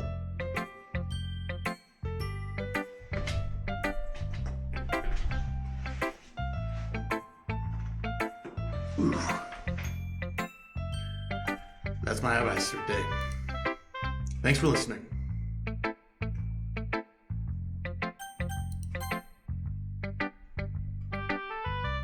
I've been waiting for this. Let's see what you've written for today. Yuri smiles and takes a deep breath. I like just holding it. The poem turned out good. It's well, there's some things that you could work on, but that doesn't really matter. It feels like anything written by you is a treasure. Aha. That came out a little awkward. Let's move on. Here's the poem I wrote. You don't have to like it or anything. Wheel, a rotating wheel, turning an axle, grinding, bolt head, linear gearbox, falling sky, 7 holy stakes, a docked ship, a portal to another world, a thin rope tied to a thick rope, a torn harness, parabolic gearbox, expanding universe, time controlled by slipping cogwheels, existence of God, swimming with open water in all directions, drowning, a prayer written in blood, a prayer written in time, devouring snakes with human eyes, a thread connecting all living human eyes, a kaleidoscope of holy stakes, exponential gearbox, a sky of exploding stars, God disproving the existence of God, a wheel rotating in 6 dimensions, 40 gears, and a ticking clock, a clock that ticks 1 second for every rotation of the planet, a clock that ticks 40 times every time it flicks every second time, a bolthead of holy stakes tied to the existence of a docked ship to another world, a kaleidoscope of blood written in clocks, a time-devouring prayer connecting to sky of 40 gears and open human eyes in all directions, breathing gearbox, breathing bolt head, breathing ship, breathing portal, breathing snakes, breathing God, breathing blood, breathing holy stakes, breathing human eyes, breathing time, breathing prayer, breathing sky, breathing wheel. That's pretty wild.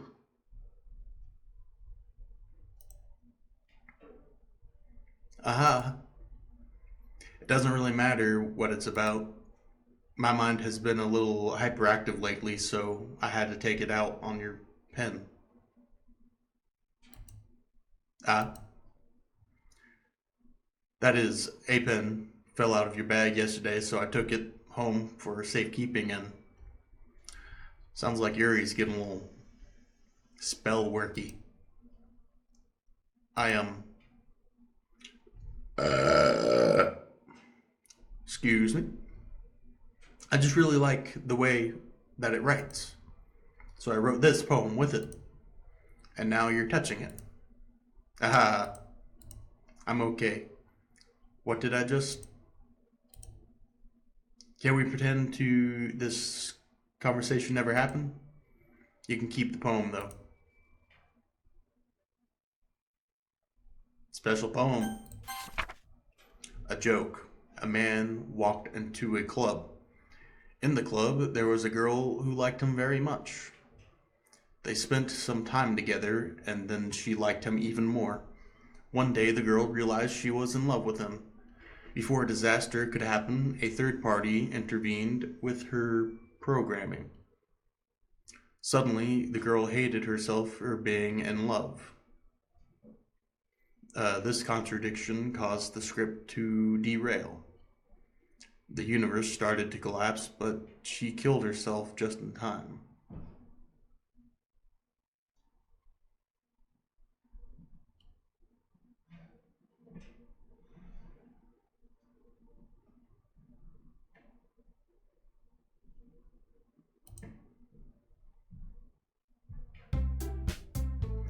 Okay, everyone.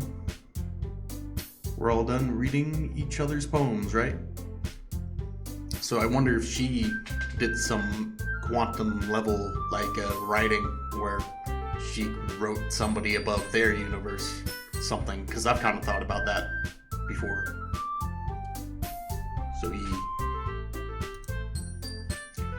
we have something we need to go over today. So if everyone could come sit at the front of the room. Is this about the festival? Well, sort of. We never got to go to the festival because all this happened. Do we really have to do something for the festival? It's not like we can put together anything good in just a few days. We'll just end up embarrassing ourselves instead of getting any new members. That's a concern of mine as well. I don't really do well with last-minute preparations. Don't worry so much.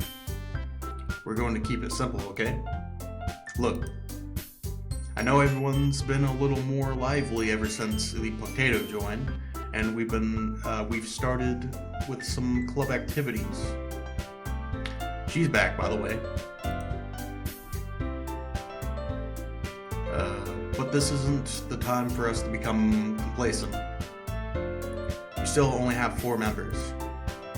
And the festival is our only real chance of finding more, you know?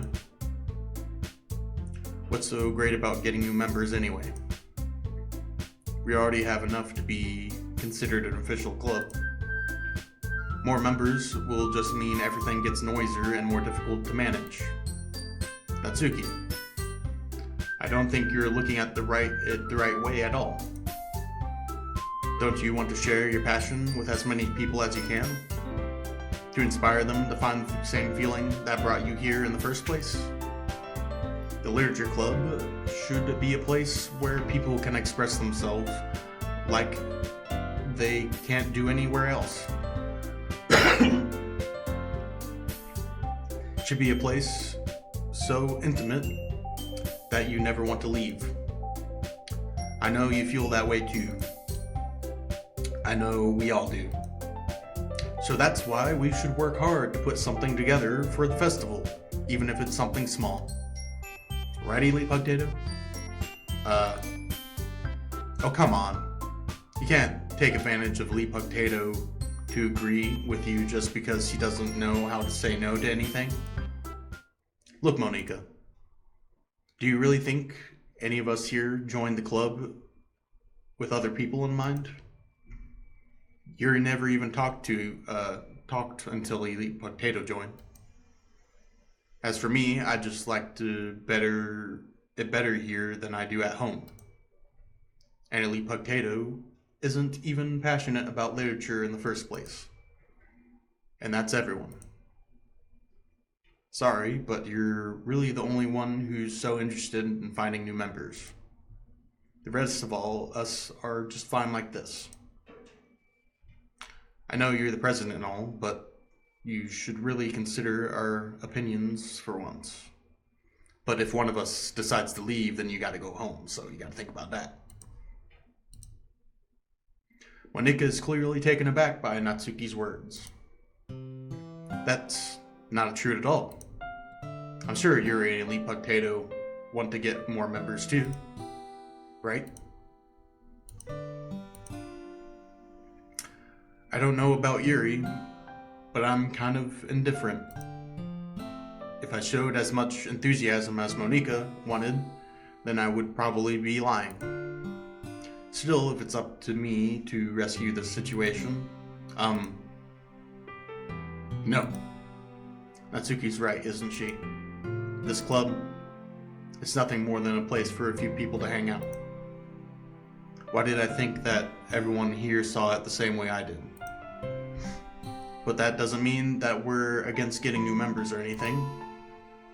Leapugtato, why did you even join this club? What were you hoping to get out of it? Well, that's not really something I can be honest about, is it? In fact, if I remember, you weren't even given a choice to not join. Monica sits down and stares at her desk. What's the point of this all, anyway? What if starting this club was a mistake? Now you've done it, Natsuki. What, me? I just spoke my mind. Is it a crime to be honest? It's not about being honest. It's about word choice. Besides, you have no right to speak for everyone else in the club like that. You don't understand at all. I just want a place that feels nice to hang out with a few friends. Is there a problem with the club being that for me? There aren't many other places like that for me. And now Monica wants to take it all away from me. She's not taking anything away. No, Leapugtato. It's not the same. It won't be the same with the direction she wants to take it. If she wanted that, then I could have just joined any other stupid club. But this one, I mean, at least for a little bit of time, things were nice. Natsuki starts packing up her things. I'm going home. I feel like I don't belong here right now. Natsuki. Natsuki ignores Yuri and walks right out of the classroom. This is bad. I don't know what to do. Well, do you have any opinion on the festival? I don't know. I'm kind of indifferent, I guess. Who cares about that obnoxious brat? I mean, I like how nice and quiet the club is right now. And I'm just happy with you here. But still, I'm the vice president. It's not right for me to ignore my responsibilities like that. Nobody would cry if she was killed. Okay. I should do my best to consider everyone's perspective and make the decisions that's right for the club. But what about you, Leapugtato? What do you want to get out of this club? Yuri repeats the same question as Monica. I decide giving an indirect answer is better than nothing.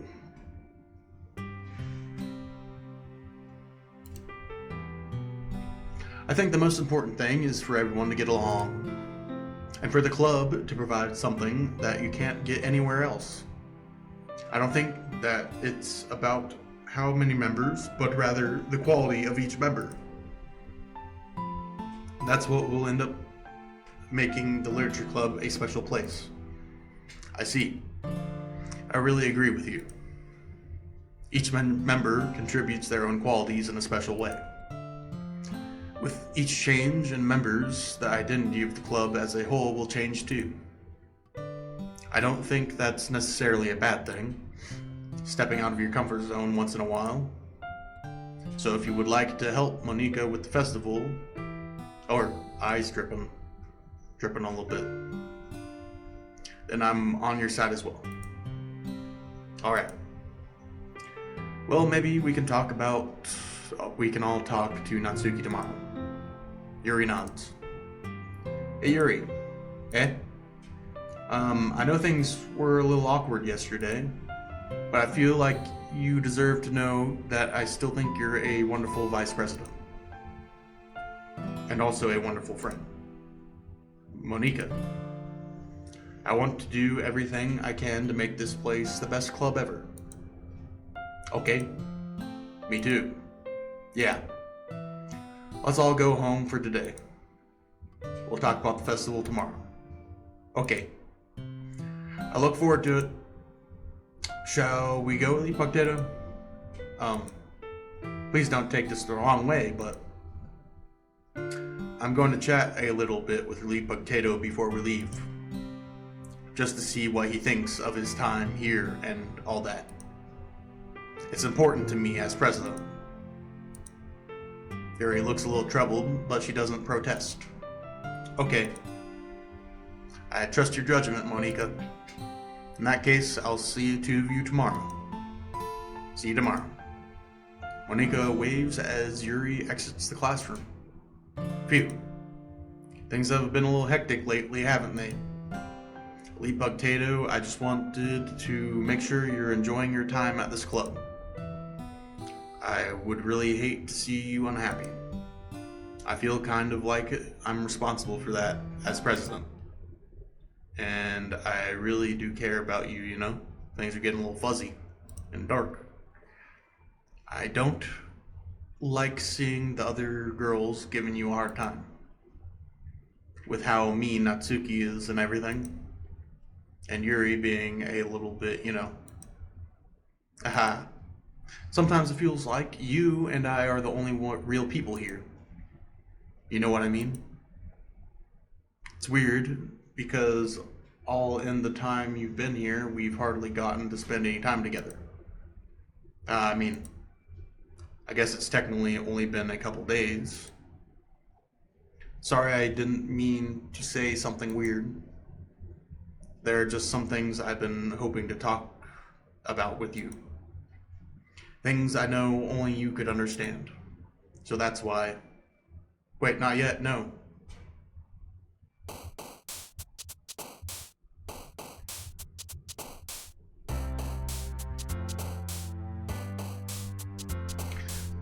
Let's go with the tried and true cheeks.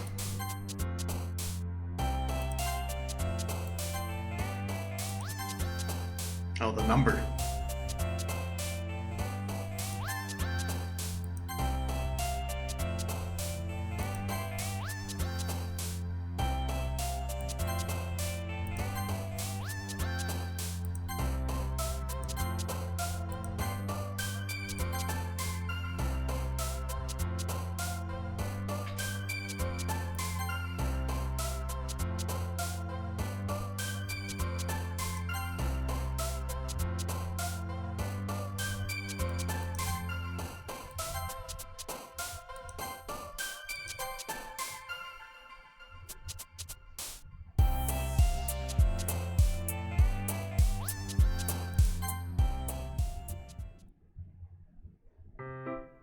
Hi, Elite Potato.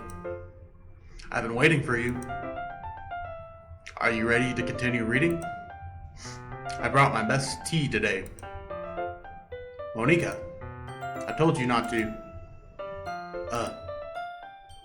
Is she really late again? Consider it as usual, Natsuki. Excuse me? You must always interrupt my conversations with your incessant yelling. What are you talking about? You say that like I do it on a regular basis or something. I just wasn't paying attention, okay? I'm sorry. Seriously, what's gotten into you lately? Look, I did some thinking about yesterday. I was a little more hostile than I meant to be.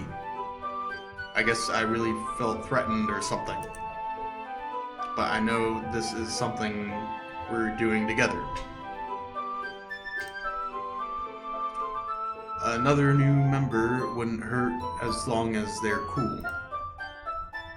And I guess another girl would be nice this time. So, Natsuki, nobody cares. Why don't you go look for some coins under the vending machines or something?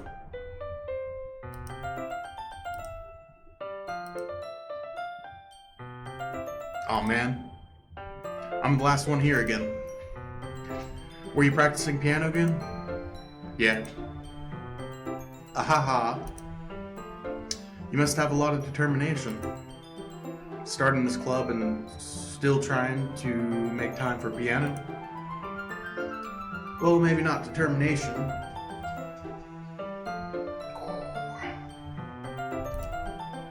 But I guess passion. Motivates me to work hard for the festival too. Anyway, Lee Potato, what do you want to do today? I was thinking we could. We already have plans today. Ah, is that so, Yuri? That's correct. Lee Potato is already engaged in a novel that we're reading together. Aren't you glad I've already gotten him into literature, Monica? I suppose. I was just... Actually, it doesn't matter.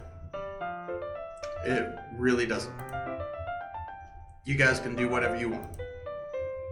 Yes, thank you for understanding, Monica.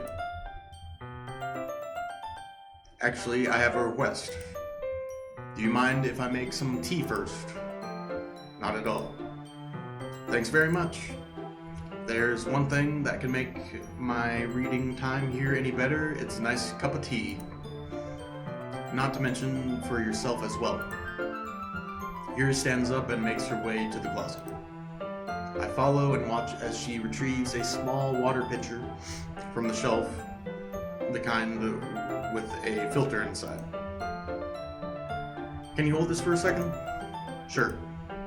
Yuri hands me the water pitcher and also fetches an electric kettle. I'm going to plug this in at the teacher's desk and then I'll go get some water. She walks past me and sets the kettle down on the teacher's desk. I simply watch her movements. To my surprise, the way she moves really contrasts her speaking mannerisms, especially because her long legs. Yuri appears elegant and methodical. Okay, may I have the water pitcher? Thanks, I'll be right back. Might as well walk with you. That's okay. You stay here. I won't take long. She gonna drug me or something? Pitcher in hand, Yuri hurries out of the classroom. Ah. Did Yuri leave you again? No, it's not like that this time. She's just filling up water pitcher to make tea. Okay. Sorry for misunderstanding. 10 minutes pass. You said it wouldn't take long. Something holding her up? I'm bored, just waiting here, so I decide to go looking for her. Let's see. The most logical place for Yuri to be would be the nearest water fountain. I start heading down the hallway. Ha ha! Ha ha! What's that noise? It's coming from around the corner. Sounds like breathing. A sharp inhale, like someone is sucking air through their teeth. Are they in pain? I reach the corner and peer around it. Yuri? Oh, shit. Sharp. Rewinding. I'm back. Thanks for waiting patiently. Lee Potato, do you like oolong tea? Oh yeah.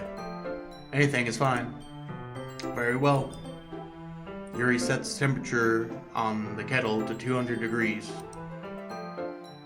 Now it's time to get the teapot. Really do this properly, don't you? Of course. I shouldn't do any less when I'm making tea for others. Even if I'm not an expert on tea or anything. In that case, you'll only be even more impressed. Perhaps I will. Yuri fetches the teapot and begins measuring the tea leaves. To my surprise, she even starts humming a little to herself. You must be in a good mood now. Is that so? I was letting it show. And you noticed. I was doing a bit of thinking, and I decided that I would try expressing myself a little more. It turns out it's not very hard for me to do when it's you who's around anyway. Ah, that's great, Yuri. Just don't push yourself too much. You're always worrying about me, Elite Potato. It's very endearing. Yuri wasn't kidding. I don't even know if I can keep up with this. I watched Yuri pour a cup of tea for each of us. Elite Potato, I have another request. Do you mind if we sit on the floor today? Why's that? It's a little bit easier on my back. I can read with my back against the wall rather than bending over at my desk.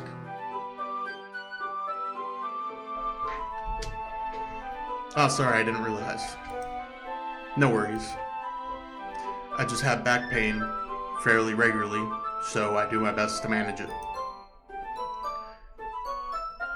Is that so? I wonder why that is. Most likely it's because your posture, right? Always hunched over like that while reading? Yes. I have terrible reading posture. So that's why we should sit on the floor. Fair enough. I'll go ahead and get the book. I retrieved the book from my bag. I have some chocolate as well. It's a bag of small chocolate candies. I take it since it will go well with the tea. Yuri and I sit against the wall, teacups at our sides. As if in sync, we assume the same reading position as last time, each holding one half of the book. Except this time, our bodies are even closer to each other. I can't see too well. Yuri slides closer until our shoulders are touching. How am I supposed to focus on reading like this? Yuri was always kind of cute, but when she's being less apprehensive, it's almost more than I can handle. Your teacup. Yuri hands me my teacup. Holding it with my hand that's not holding the book, I end up in a position that makes it even harder to focus. Because now I need to worry about making sure I don't accidentally touch her chest. Meanwhile, Yuri hasn't noticed a single thing. She wears her intense reading expression, and I can only presume the world around her has faded away. I use all my willpower to focus on reading. After a few minutes, I finally manage to relax a little. I push the teacup between my legs and fumble with the chocolate wrapper. Sorry. I briefly let go of the book to finish opening the wrapper. You can have as much as you want. Oh, that's okay. I won't take any. Are you sure? Well, if I touch it, then I might get smudges on the pages. You're right. I didn't even think about that. My bad. I'm just really inconsiderate. No need to apologize. I'll hold the book, okay? Are you sure? Of course. Of course. Yuri opens the book with both hands. She holds it so that I don't have any harder of a time reading from it. I might have to end this episode soon. Or at least take a small break. But as a result, her left arm is practically resting on top of my leg. Well, in that case, Yuri is already totally focused on reading again. I take a chocolate candy and pop it in my mouth. Then I take another chocolate and hold it up to Yuri. She doesn't even look my way from the book. She simply parts her lips as if the situation was completely natural. But that means I can't stop here. I apprehensively place the chocolate in her mouth. Just like that, Yuri closes her lips over it. Eh? Yuri's expression suddenly breaks. Did I just... Yuri looks at me like she needs to confirm what just happened. Illy Potato? Sorry. I guess I shouldn't have done that. Aha. Yuri starts to breathe heavily. I can't. Illy Potato. Suddenly, Yuri forcibly grabs my arm and jerks me to my feet. My teacup gets knocked over. Elite Potato. My heart won't stop pounding, Elite Potato. I can't calm down. I can't focus on anything anymore. Can you feel it, Elite Potato? Yuri suddenly presses my hand against her chest. Why is this happening to me? I feel like I'm losing my mind.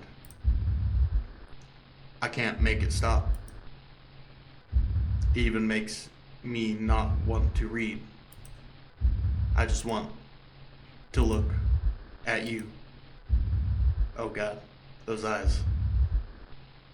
Ah. Ah. Ah.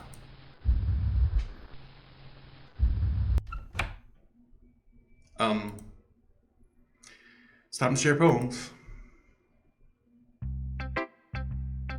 Who should I show my poem first? Alright, I'm gonna leave that there.